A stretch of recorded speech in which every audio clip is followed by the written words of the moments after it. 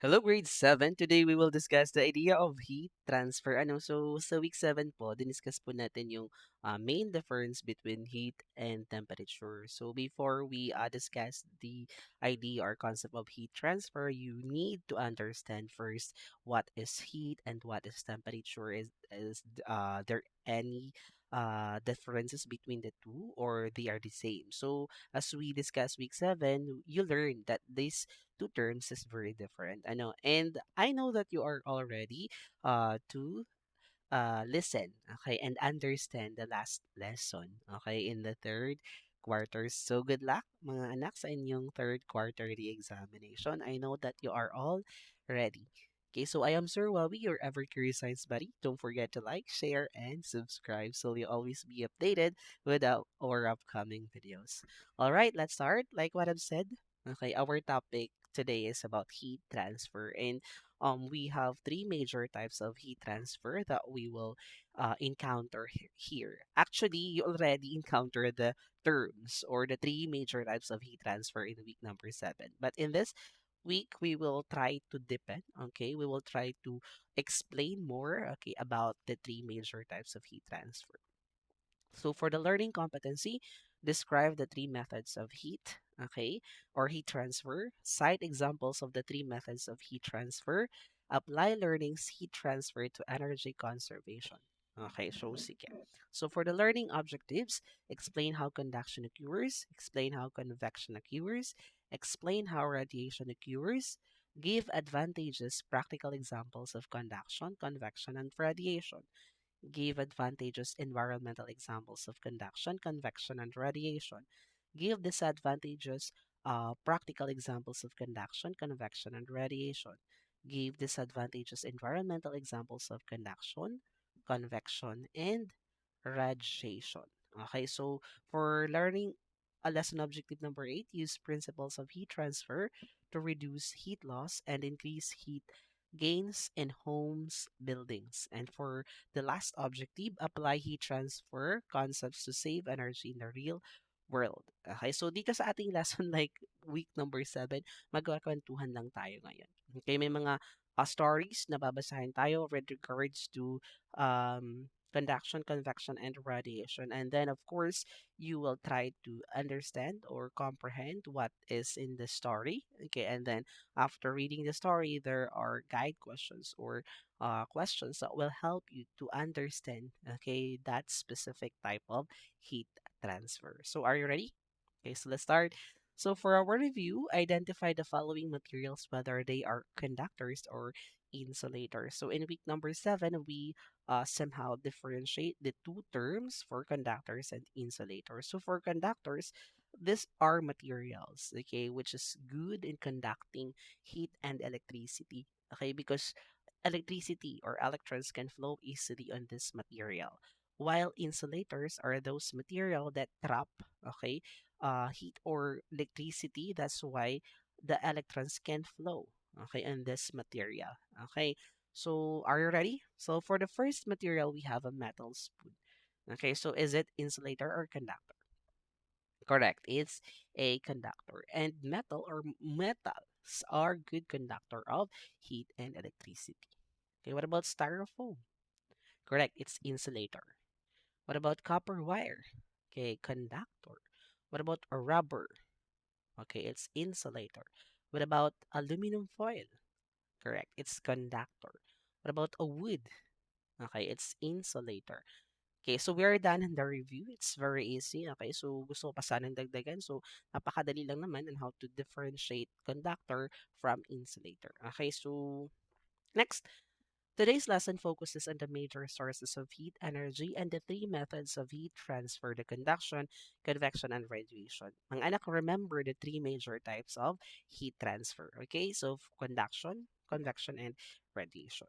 Okay, so you will learn how heat moves through different materials. Okay, understand the principles behind each type of heat transfer and identify real world examples. Okay, like heating a pot and a stove or the sun warming the earth. Okay, so this knowledge will help you better understand physical science and apply concepts related, okay, to energy efficiency and thermal management. Ano? So in week 7, you have already an idea what a heat transfer is. Okay, di ba? Pag sinabi nating heat transfer, the movement of heat from what? From a hot object to a cold object. So yung heat daw is like the travel from hot to cold object. And heat always moves from hot to cold until both are the same temperature. Kumbaga, until such time that they will reach the thermal equilibrium or the so-called equilibrium. Okay, so tatandaan lang natin that heat travel from hot to cold. Tatandaan lagi, hot to cold.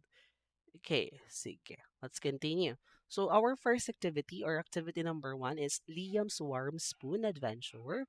Okay, so for the objective, identify how heat moves through direct contact, okay, or conduction. So in this activity, we will try to understand and explain the concept of conduction.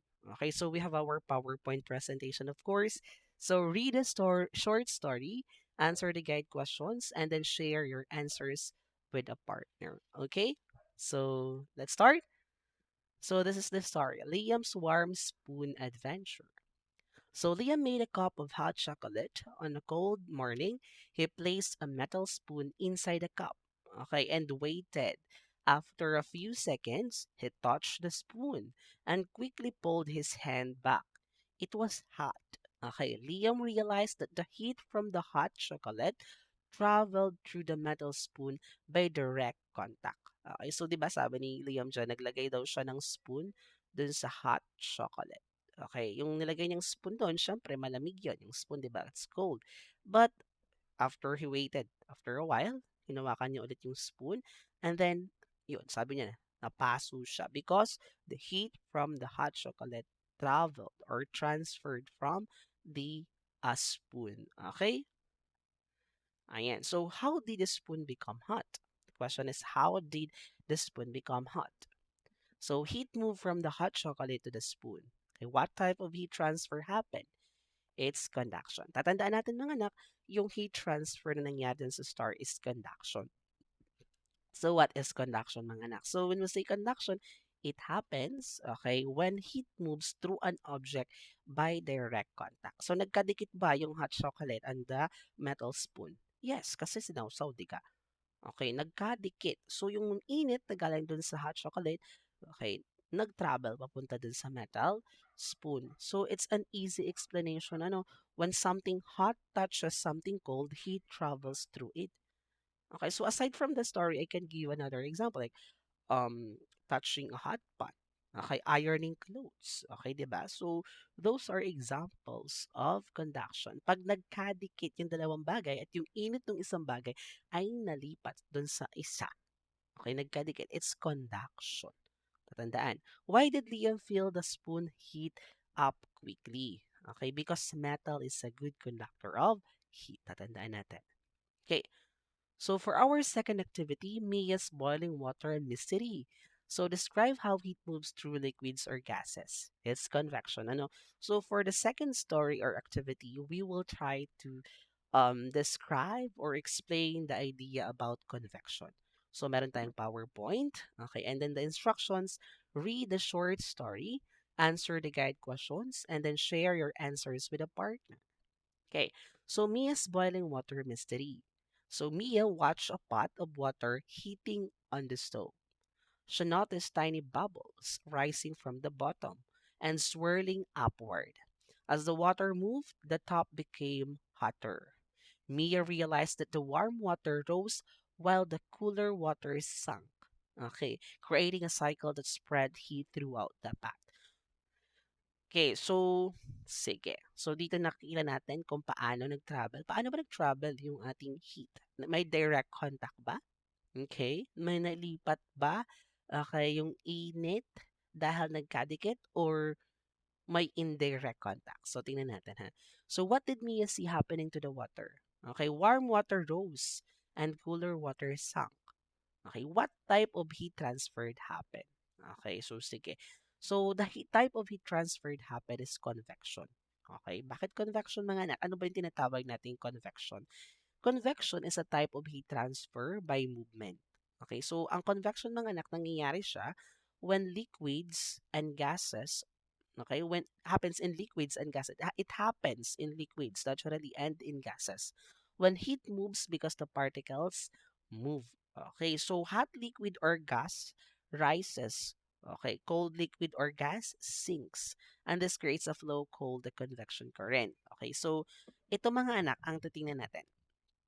Okay, so meron tayong stove para mas magets pa natin ano. Dun sa stove, let's say nilagay mo yung kamay mo sa taas. Okay, nilagay mo sa taas yung kamay mo.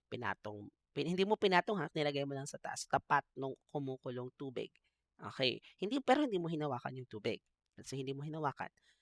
Okay, so after a while, habang nandun yung kamay mo, biglang na-feel mo mainit na yung kamay mo. Pero hindi mo naman hinawakan yung water na mainit.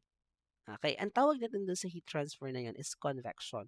Kasi nalipat yung kamay dun sa isang object without direct contact, kahit hindi hinahawakan. Kasi yung heat nag-travels through particles.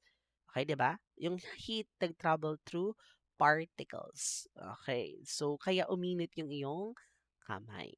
Okay, so okay, ano ba yung mga possible nating example? So, um, the warm air rising in the room. Okay, so pwede yon. The sea breeze. Okay, pwede. Ayan. So why did the top part of the water become hotter? Why did the top part of the water become hotter? Because heat was carried upward by moving water. Okay, yung part, bakit uminit ba yung pinaka-part, top part ng tubig sa pot? Kasi nga, okay, ang sabi dyan, heat was carried upward. Okay, kahit yung nasa ilalim naman yung may direct contact, okay, yung nasa taas uminit pa din because the heat travels or carried upward by moving particles, okay, in the water. Ayan. So, third activity, Ellie and the warm morning sun. Explain how heat can travel through empty space or also known as radiation. So, meron tayong PowerPoint. So, read the story or the short story, answer the guide questions, and share your answers with a partner. Okay, yan. Ellie and the warm morning sun. Okay, Ellie stepped outside early in the morning and felt the warm sunlight on his face. There was no fire, stove, or hot object near him. Okay, um, just the sun shining from far away. Ellie realized that heat from the sun traveled through space in the form of waves, warming him even without direct contact. Okay, lalaki pala si Ellie, pero yung nilagay kong picture ay babae. Okay, sorry for that. Anyway, okay, so anong ginawa ba ni Ellie dyan? Okay, nagpa-araw siya. Ano? Okay, nagpa-araw siya. Okay, after a while, okay, sabi niya, the heat from the sun traveled through space in the form of waves, warming him even without direct contact. Hindi naman siya dumikit sa araw, di ba? Pero after a while, okay, na-feel niya or medyo naging mainit yung pakiramdam niya. Ano? Okay. So, what warmed Ellie's face? Ano yung nag-warm sa mukha ni Ellie? The sunlight. Okay. What type of heat transfer happened? It's radiation. Okay, of course. Baka sabihin natin convection kasi wala namang direct contact. But if it's pag involved yung sun, it's radiation. So how did the heat reach Ellie without touching anything? Okay, heat traveled as waves through space. Okay, so paano ba natin i-explain yung radiation? Ano ba yung kaibahan niya sa convection? So, sa pag sinabi natin radiation, radiation transfer heat using waves. Okay, hindi naman particles. It's through waves. Okay, and it does not need a medium. It can travel through space. Okay, so tandaan natin mga anak. Okay, ang radiation, okay, or yung ito yung type of heat transfer na hindi niya kinakailangan ng medium to travel. While conduction and convection, kailangan niya, okay, ng media.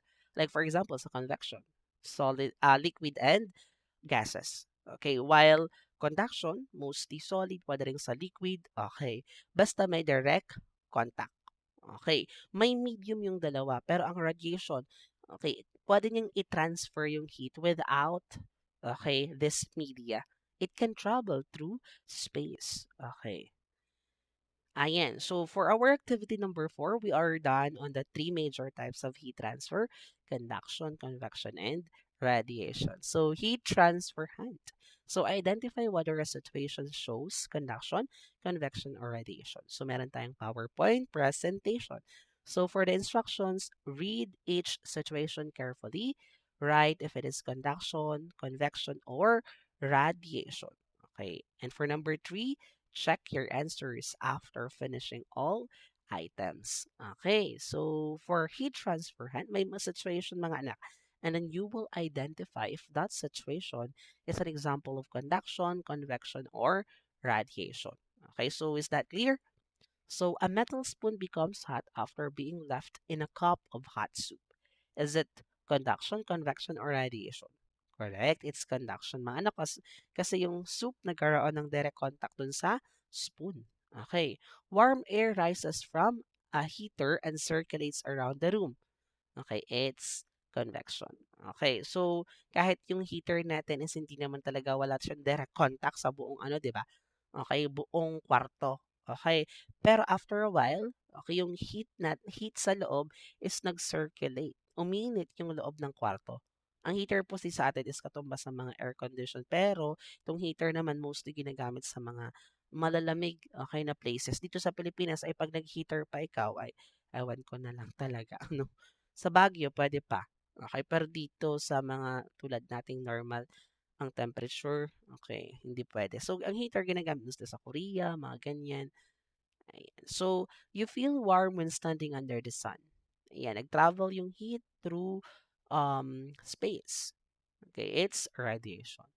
Touching the handle of a frying pan and feeling it get hot, it's conduction. Okay, yung init nalipat sa'yo kasi hinawakan mo. Okay, boiling water where hot water rises and cool water sinks. Okay, it's convection. Okay, your skin warms when sitting near a bonfire even without touching it. Correct, it's radiation. Okay, radiation yan mga anak. Okay. So next, ice melts in your hand as your hands warm transfer to the ice. Okay, it's conduction. Steam rising from hot noodles and spreading heat in the air. Okay, it's convection. A hot iron transfer heat directly to clothes when pressed. Okay, it's conduction. Okay, for the last one, heat from a heat lamp warming food in a restaurant. Correct, it's radiation. Okay, so sige, we're done in this activity and we will proceed on the formative assessment. Okay, so which method of heat transfer involves direct contact between materials? Correct, it's conduction. Okay. What is the primary method of heat transfer in fluids, liquids, and gases? Correct, it's convection. Which method of heat transfer can occur in a vacuum or empty spaces? Correct, it's radiation. What is the main form of heat transfer from the sun to the earth? Correct, it's radiation. Okay, in which process does warm air rise and cool air sink, creating a circulation pattern? It's correct, letter C, convection. Okay, for number six, what type of surface is best at emitting and absorbing thermal radiation? Okay, it's letter B, dark or matte surface. Okay, ito yung mga good absorbing na nakaka-absorb ng thermal radiation, yung mga dark, okay, dark, let's say, colors. Okay, yun yung nakaka-absorb ng what do you call this? Thermal radiation. Okay, so sige. When you feel the warmth from a fire without touching it, what type of heat transfer is occurring? Correct, radiation. What do metal or why do metal rather handles of pots often have plastic or wooden coverings? Bakit daw yung mga pot natin, ang handle lagi is it's either made of wood, made of plastic, hindi metal. Okay? It's letter B, to reduce heat transfer. Kasi nga, insulator can trap heats. Okay.